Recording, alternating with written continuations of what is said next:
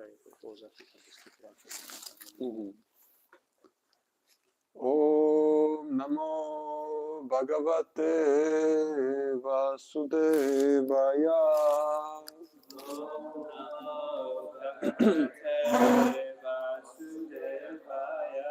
Om Namo Bhagavate Vasudevaya.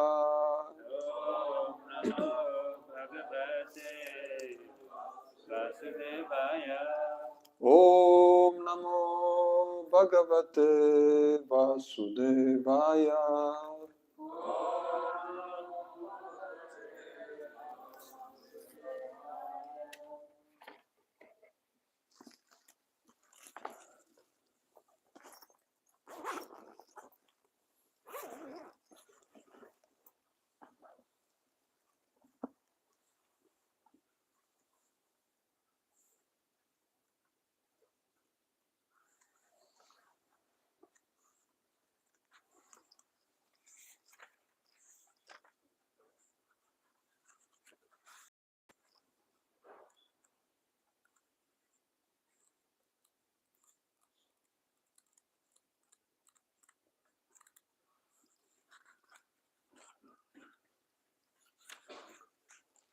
Om Agyanatimirandasya Gyananjana Shalakaya Chakshurunmilitam Yena Tasmai Shri Gurave Namaha. Shri Chaitanya Manobishtam Stapitam Yena Bhutale Swayam Rupa Kadamahyam Dadati Swapadantikam Vandeham Shri Guru Shri Yuta Padakamalam Shri Gurun Vaishnavanscha Shri Rupam Sagrajatam Sahagana Ragunatanvitam Tam Sajivam Sadvaitam Savadutam Parijana Sahitam Krishna Chaitanya Devam Shri Radha Krishna Padam Sahagana Lalita Shri Vishakhanvitam Scha He Krishna Karuna Sindhu Dinabandho Jagatpate Gopesha Gopika Kanta Radha Kanta Namostute Tapta Kanchana Gorangi Radhe Vrindavaneshwari Vrishabhanu Sutadevi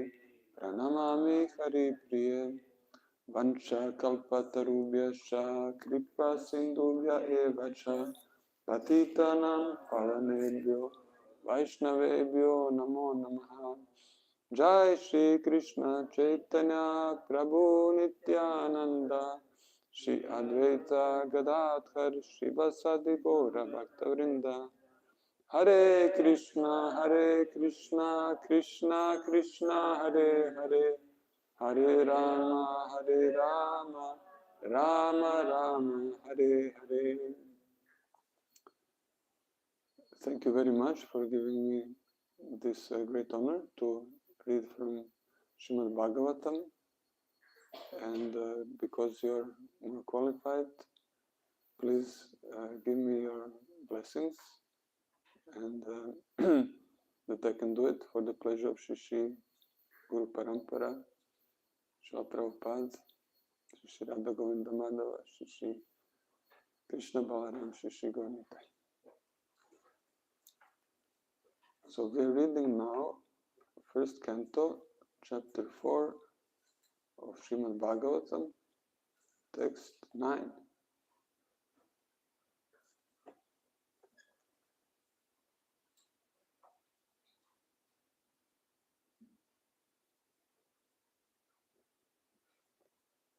Abhimanyu sutam suta prahur bhagavato tamam tasya janma mahascharyam karmani cha grinihinaha. Please repeat. Abhimanyu sutam suta prahur bhagavato tamam tasya janma mahascharyam karmani cha grinihinaha. Abhimanyu sutam suta Prahur Bhagavatotamam Tasya Janma Mahascharyam Karmani Chagrinihinaha.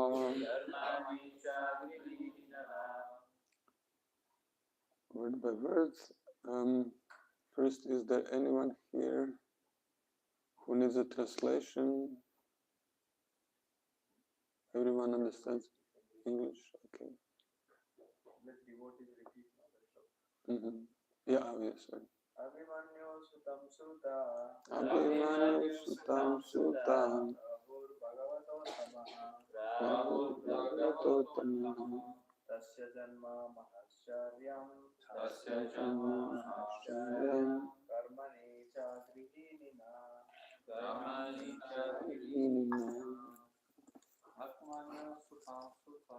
Abhimanyu Sutam Sutam Prabhu Bhagavatam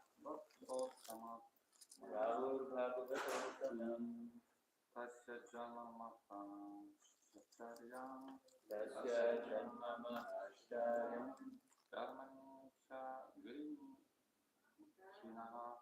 Karmani Chagrihinina. Anyone else?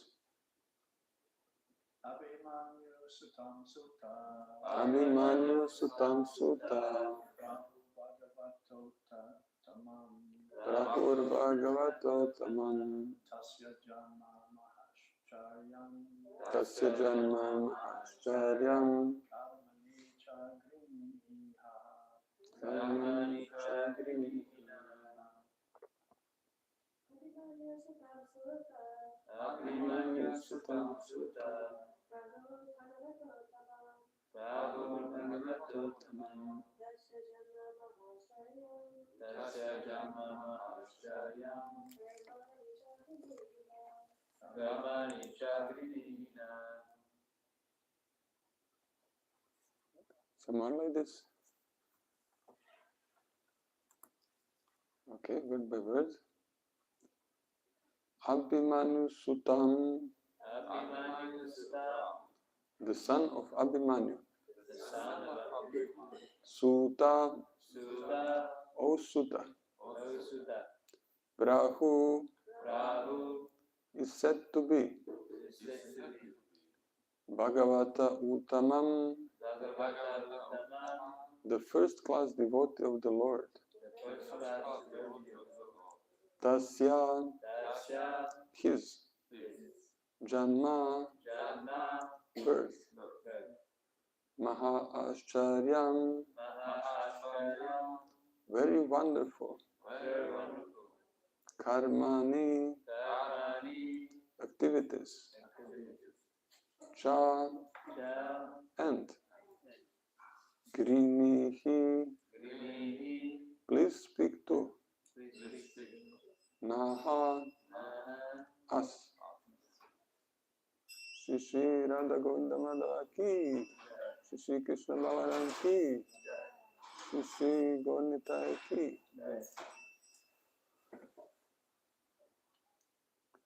Translation and purport by His Divine Grace, A.C. Bhaktivedanta Swami Prabhupada, Srila Prabhupada ki. It is said that Maharaja Parikshit is a great first-class devotee of the Lord, and that his birth and activities are all wonderful. Please tell us about him. Okay, please repeat. It is said that Maharaja Parikshit is a great first-class devotee of the Lord, and that his birth and activities are all wonderful. Please tell us about him. Purport. The birth of Maharaja Parikshit is wonderful because in the womb of his mother he was protected by the personality of Godhead, Sri Krishna. His activities are also wonderful because he chastised Kali, who was attempting to kill a cow. To kill cows means to end human civilization. He wanted to protect the cow from being killed by the great representative of sin. His death is also wonderful because he got previous notice of his death, which is wonderful for any mortal being, and thus he prepared himself for passing away by sitting down on the bank of the Ganges and hearing the transcendental activities of the Lord. During all the days he heard the Bhagavatam, he did not take food or drink, nor did he sleep a moment. So everything about him is wonderful, and his activities are worth hearing attentively. Desire is expressed herein to hear about him in detail. Once again, the verse, it is said that Maharaj Parikshit is a great, first-class devotee of the Lord, and that his birth and activities are all wonderful. Please tell us about him. Nama Om Vishnu Pada Krishna Preshta Bhutala Srimati Charan Swamitena. Nama Om Vishnu Pada Krishna Preshta Bhutala Srimati Bhaktivedanta Swami Nityananda. Namaste Saraswati Devi Gauravani Pracharya. Nirvishesha Shunyavadi Paschatya Deshatari. So, we have here the request to hear about Maharaj Parikshit. So,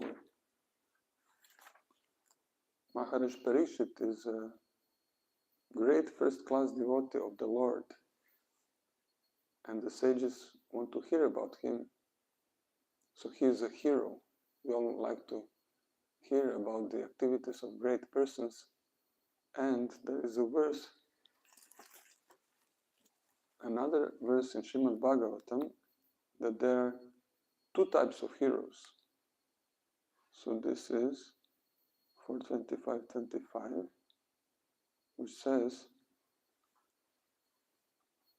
Puranjana, the hero, became attracted by the eyebrows and smiling face of the very beautiful girl, and was immediately pierced by the arrows of her lusty desires. When she smiled shyly, she looked very beautiful to Puranjana, who, although a hero, could not refrain from addressing her. Purport. Every living entity is a hero in two ways. When he is a victim of the illusory energy, he works as a great hero in the material world, as a great leader, politician, businessman, industrialist, etc. And his heroic activities contribute to the material advancement of civilization. One can also become a hero by being master of the senses, a Goswami.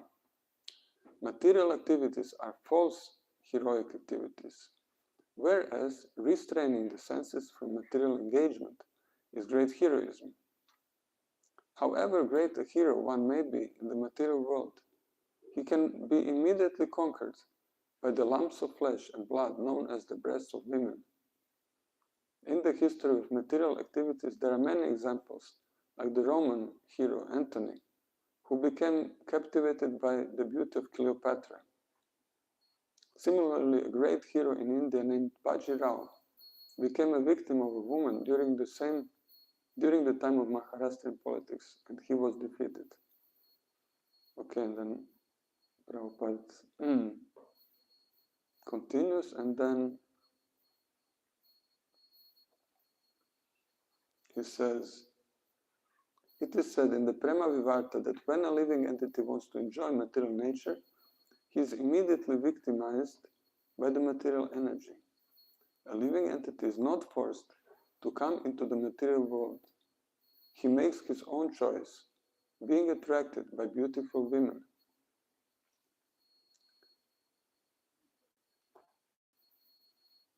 Every living entity has the freedom to be attracted by material nature, or to stand as a hero and resist that attraction. It is simply a question of the living entities being attracted or not being attracted. There is no question of his being forced It is simply a question of the living entities being attracted or not being attracted. There is no question of his being forced to come into contact with material energy. One who can keep himself steady and resist the attraction of material nature is certainly a hero and deserves to be called a Goswami. Unless one is master of the senses, he cannot become a Goswami. The living entity can take one of two positions in this world. He may become a servant of his senses, or he may become master of them. By becoming a servant of the senses, one becomes a great material hero, and by becoming master of the senses, he becomes a Goswami, or spiritual hero. So we have here the difference between two types of hero, the material and the spiritual hero. And Maharaj Parikshit is definitely a spiritual hero. So why is he a spiritual hero? Who can tell?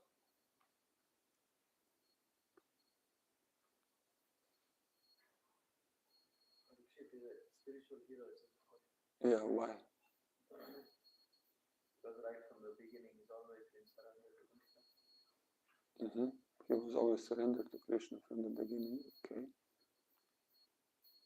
Yeah, so this is the difference between materialistic person and a spiritual person, that spiritualists are surrendered to Krishna and they want to give their motivation is giving, like King Parikshit was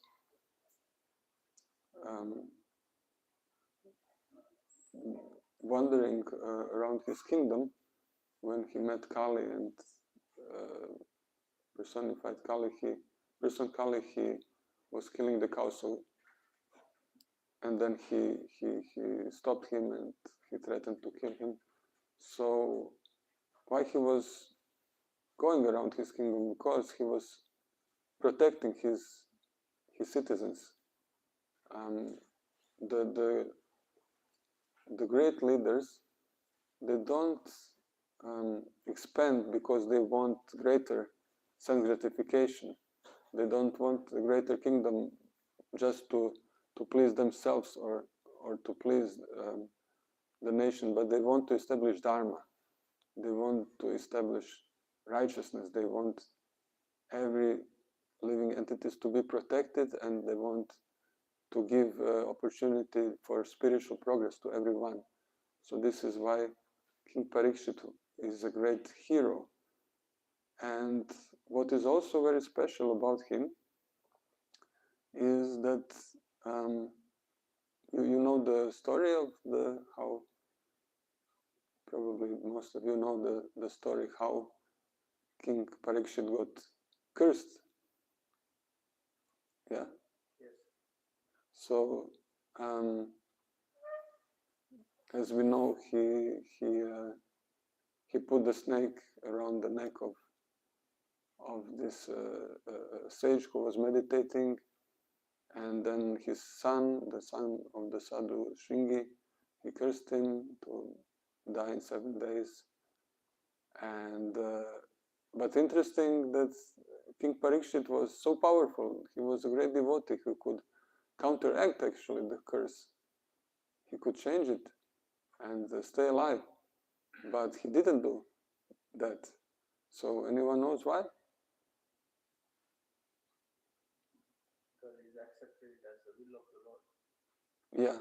Yeah, he accepted the curse as the will of the Lord. He was surrendered, and he also saw that as an opportunity. He saw it as an opportunity to prepare himself for death, for leaving the body. So most of us will not have this opportunity to know when we will leave the body, right? It can happen anytime. So, but King Parikshit, he saw it as a great opportunity. So he did not want to leave because he knew that this material body is temporary, and it's actually a great chance to know when we will leave the body. So actually this is very exalted, and I mean, we would probably all want to prolong our life, and everyone wants to prolong the life, but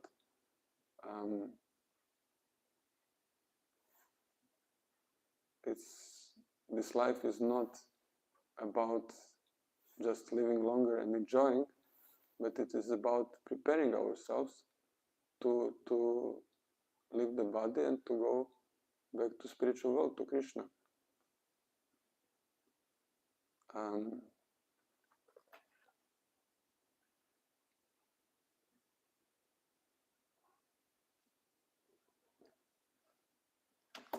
So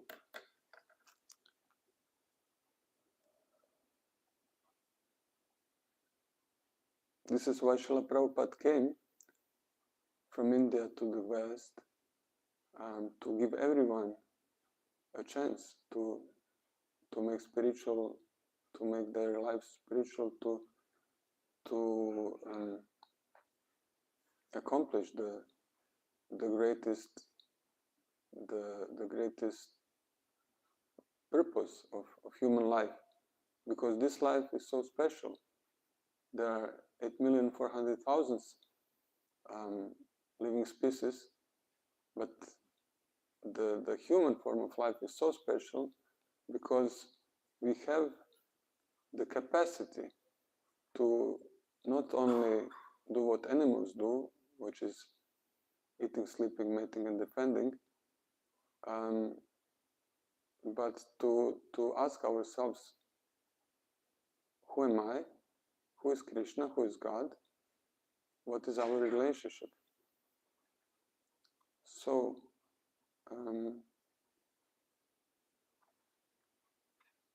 this is actually the real change.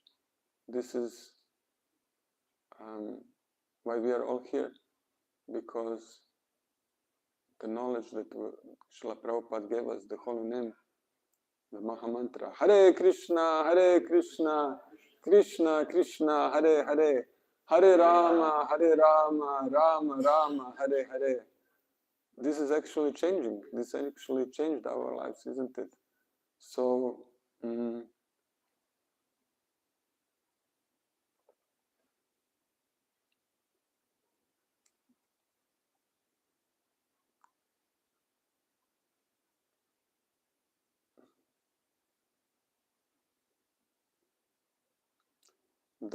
the way to accomplish this, to really take the advantage of the human life, is to surrender to Krishna, and we can do it not directly by serving Krishna, but we have to take shelter of a devotee of Krishna. So that means serving the spiritual master.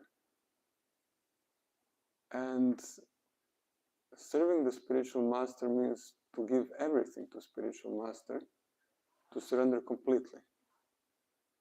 So one point is that it's not something that we can do like, okay, like this. It's something for the whole life. That means giving our whole life means that we may make mistakes. Like when we start anything, we make mistakes. So we will make mistakes in our everyday practice, but our goal is to surrender completely. So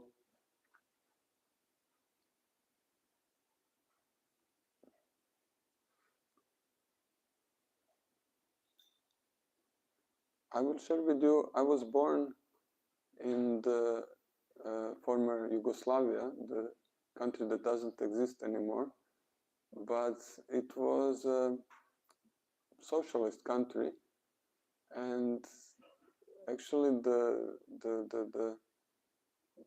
religion and talking about God was suppressed, and there was a cult of the politician, the time president, who was called Tito.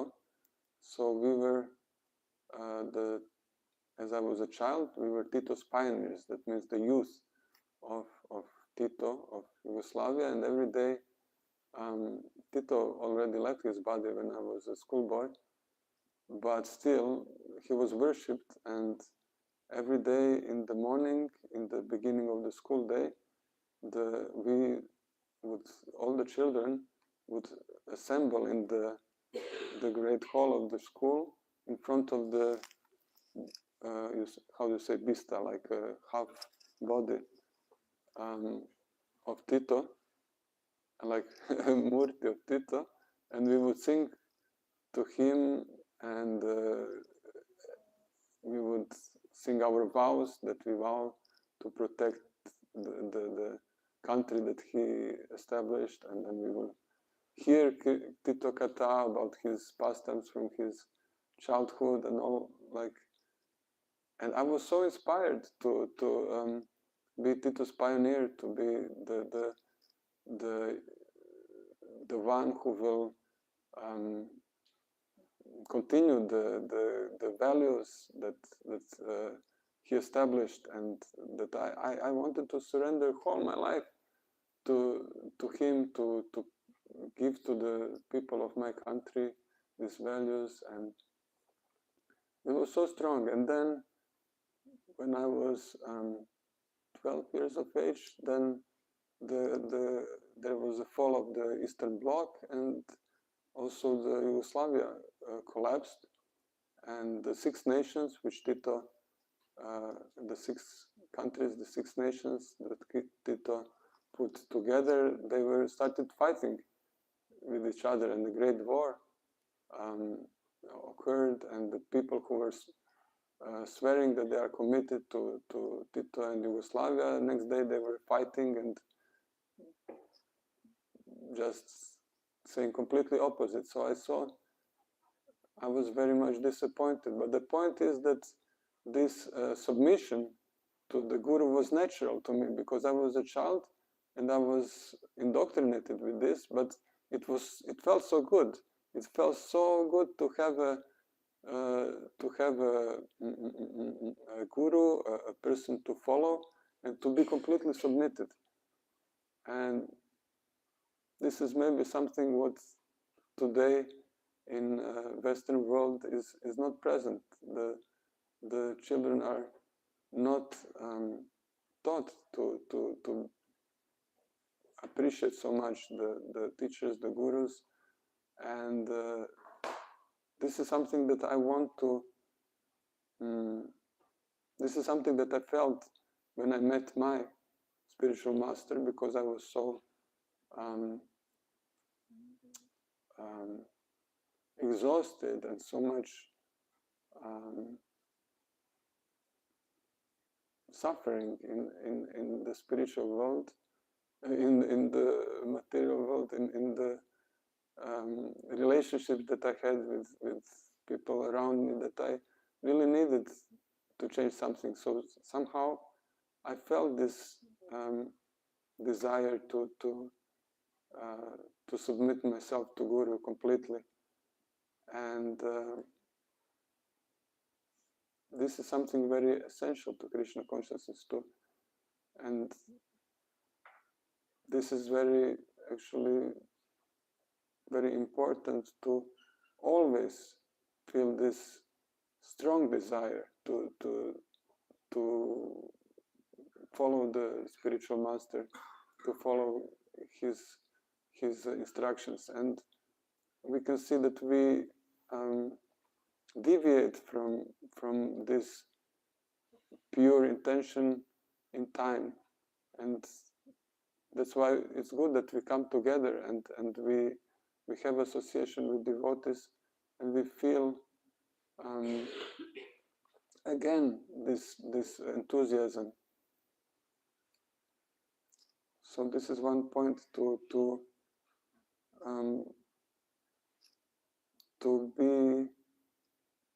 observe our spiritual life, to see, okay, I'm not maybe so enthusiastic as I was in the beginning. Why? What is happening? and to speak about it with others, then we can find the causes of that.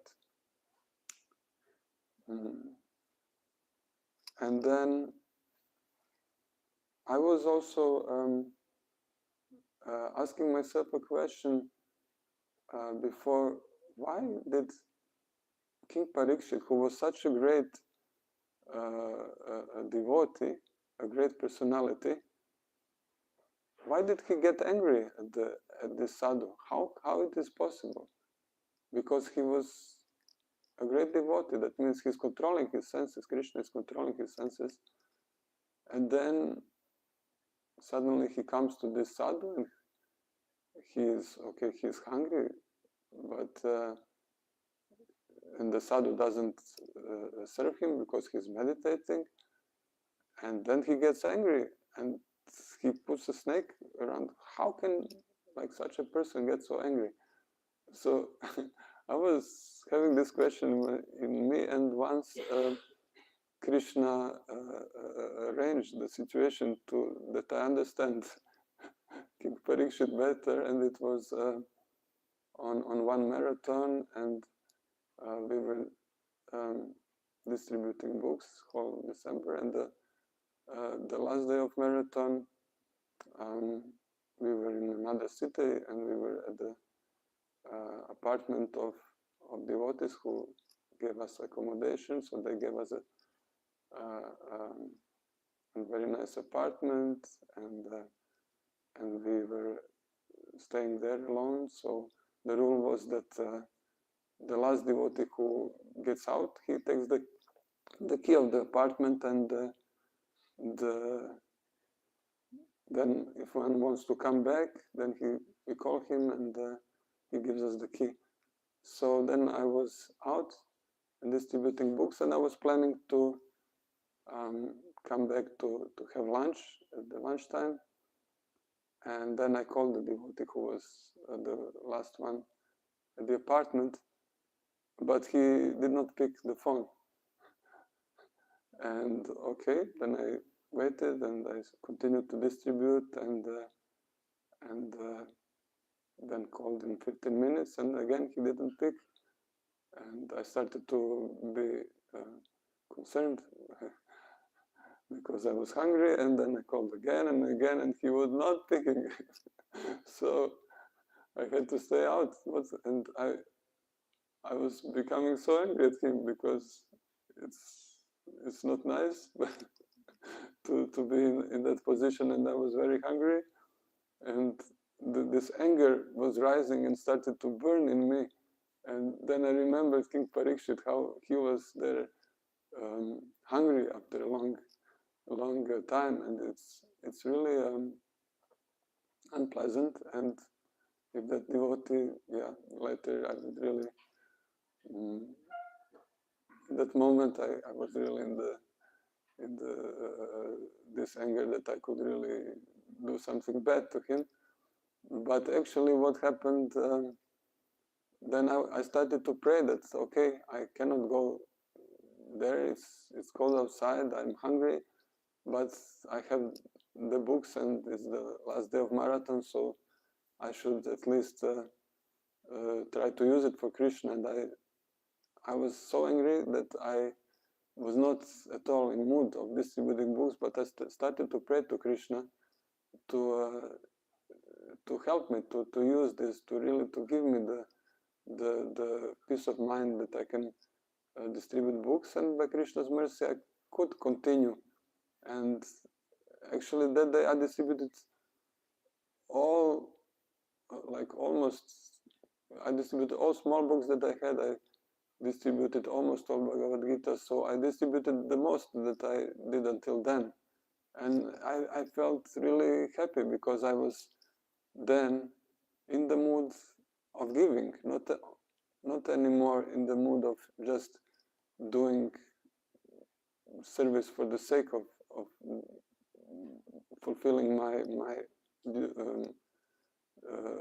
daily duty, but really I started to feel this joy of giving, of approaching people, and I met some wonderful people. So actually this curse became a blessing. So this is one thing that we are learning in Krishna consciousness, to accept everything as Krishna's will, and the things that may look very unpleasant are actually Krishna's arrangement. Krishna has a plan, and we might be very frustrated by so many things. By body is stopping to function. The relationships are falling apart.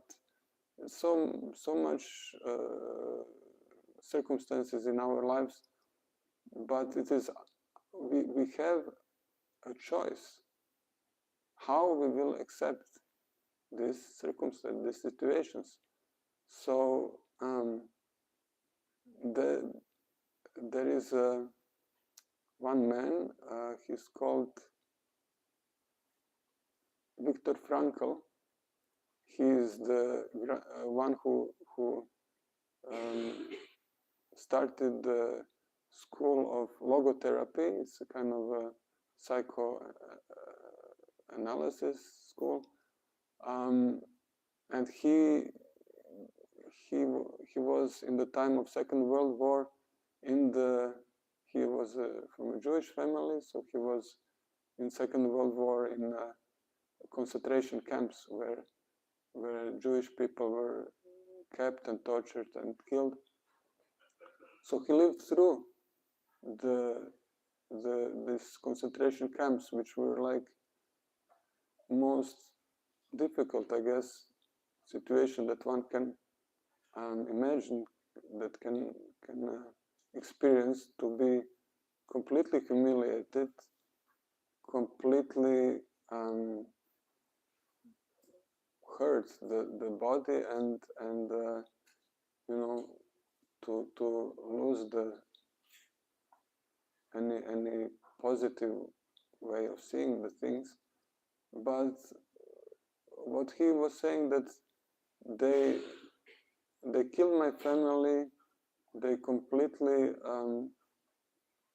put me into the suffering position, they took everything from me, but all my belongings, but they could not take one thing from me.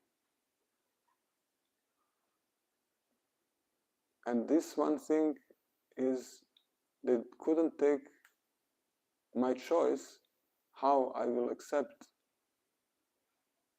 the situation. And then he says that we can,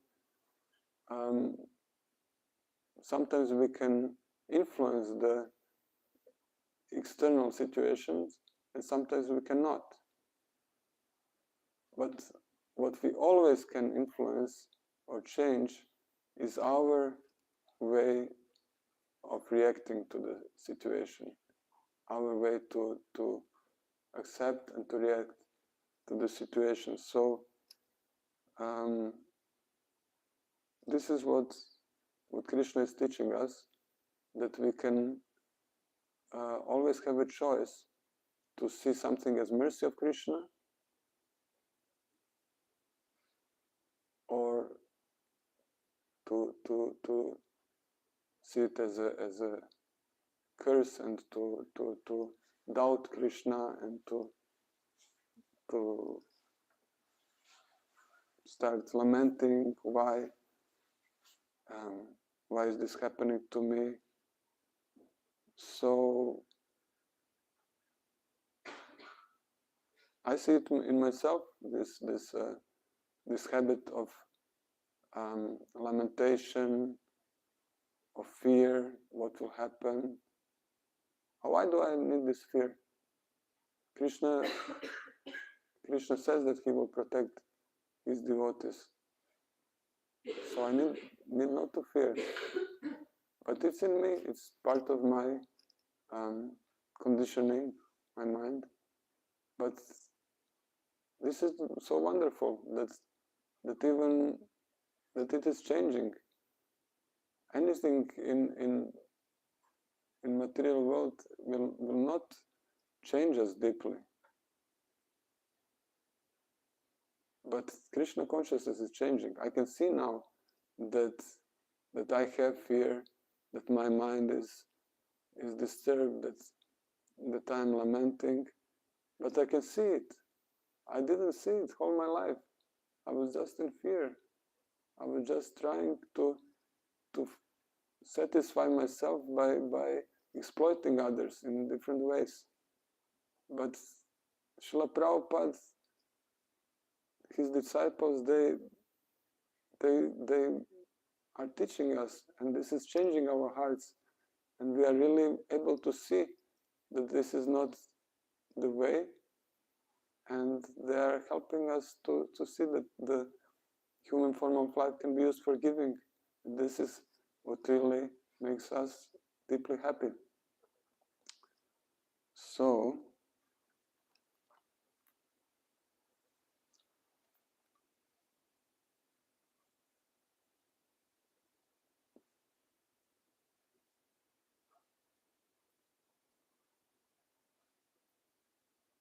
okay, so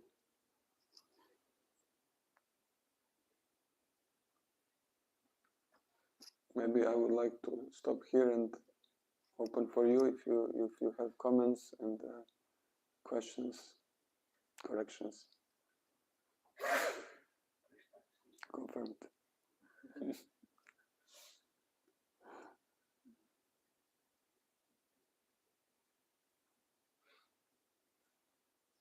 Yes. So, thank you for that. Thank you so much for the clarification. So what is some advice how we can not become angry in different situations? Sometimes we may feel some kind of anger.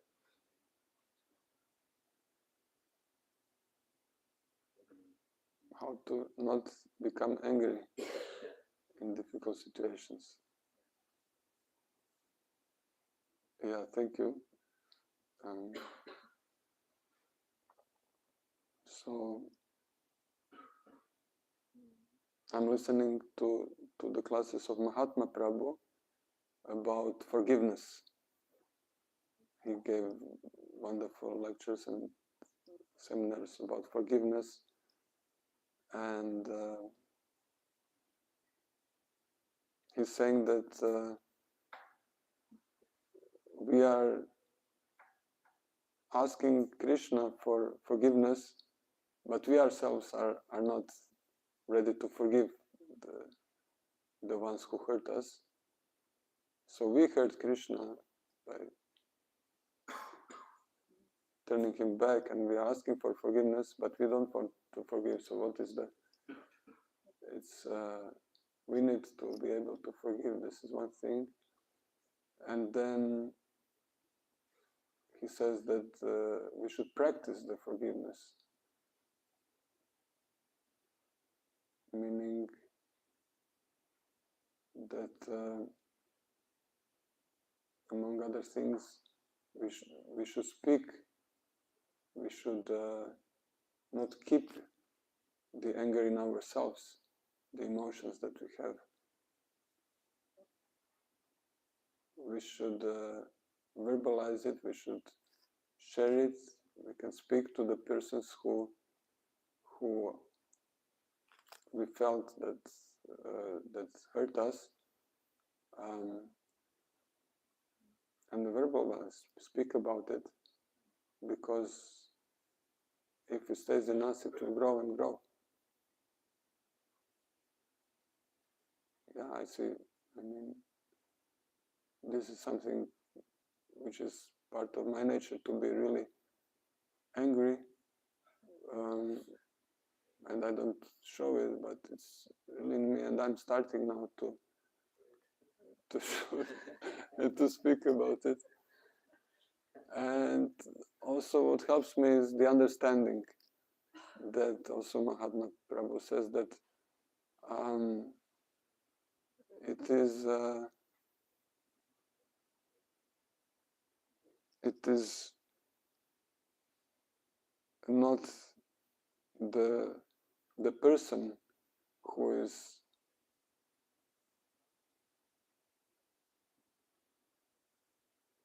how is it said? it is not the person who is hurting us, but it is his hurt, his conditioning that is acting, that is functioning. So that means if this person is hurting us, how much he was hurt that he became that way. That means this person has suffered so much hurt from the others, and that's why he's acting. So let me see.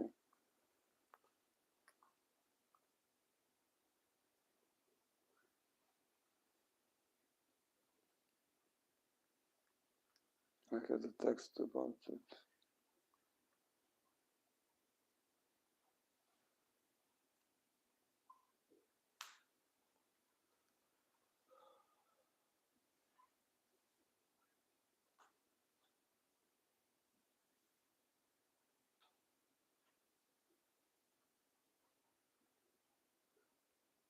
With this vision, help me rise above vindictiveness, the urge to hurt them back simply because they have hurt me. At the same time, O resourceful Lord, help me understand that their acting out of pain does not require me to passively become a victim of it. And where those blows can be minimized or avoided, help me establish healthy boundaries so that I can stay safe and not be shaken by their actions. So in the same time, we should have the boundaries around us, not to be, not to let others hurt us. But yeah, this understanding. And then to see that Krishna is arranging all the situations to work on us, to give us what we really need. So that's we have to go through this. We have things we don't need. So Krishna is putting us in a situation, and actually we can see when some person comes and he is violent or giving us some suffering or some situation, then we can say, oh, this is my guru. This is my guru of patience. Hare Krishna, Guru Maharaj, to welcome the guru of patience. I'm now being taught patience. This is my guru of tolerance, my guru of compassion. Okay, so it's easier said than done. But yeah, we remind ourselves. One devotee told me technique that you can also take papers and you make paper balls and like this, and then you imagine something that you want to let go, that you have and you want to let go, whether it is anger or whatever. You take this ball and you hold it in your hand, and then you let it go and see how you feel without this. Could be done, but yeah, I'm very much just on the path. Someone else can maybe share something. How can we deal with anger? Please share it.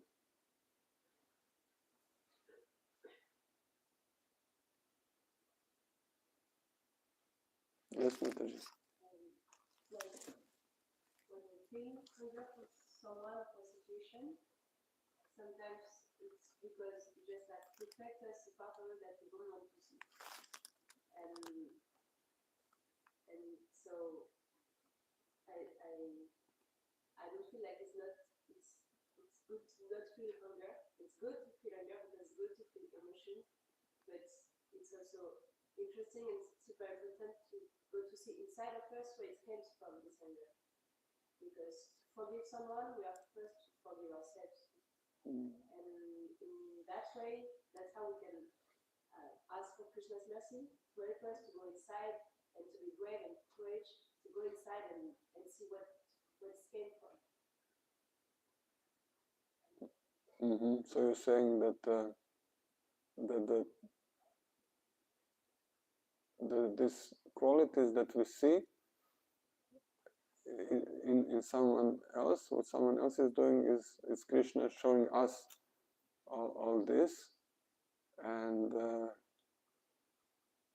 that we pray to Krishna to be brave to face our negative qualities and to face our anger. Thank you very much. This is very nice. That also I read from Mahatma Prabhu that taking care of others means taking care of ourselves, and that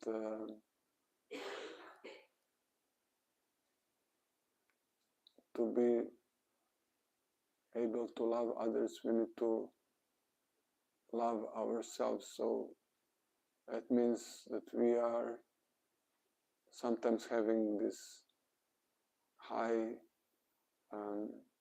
expectations of ourselves, which are sometimes not realistic. We accept to be saints, but yeah, we cannot become like pure one day. So we have to accept, okay, I'm like that. I have this and this qualities. They are not devotee qualities, but I accept myself. It's okay. So this acceptance is very important, because if we are so harsh on ourselves, then we will definitely also not be happy, and then we will express our anger and our insatisfaction on others. And His Holiness Swami Bhagavan Keshava Swami said there are two types of austerities in Kali Yuga. You know which are they?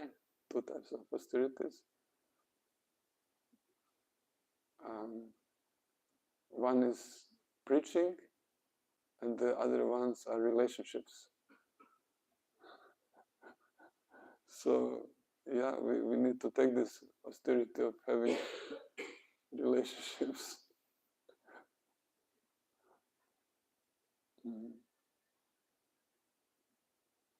I sometimes meditate how easy is to break relationships. It's very easy. Just one word, one action, and it's gone. And then the person is hurt, and there is a gap between you, and it may take months or years with this broken relationship, and you have to fix it, and there is this tension. So I'm praying to Krishna, please let me be more attentive, let me be really kind to devotees and appreciative, and that I don't have to go through that again and again to these breakings, these broken relationships. Anything else?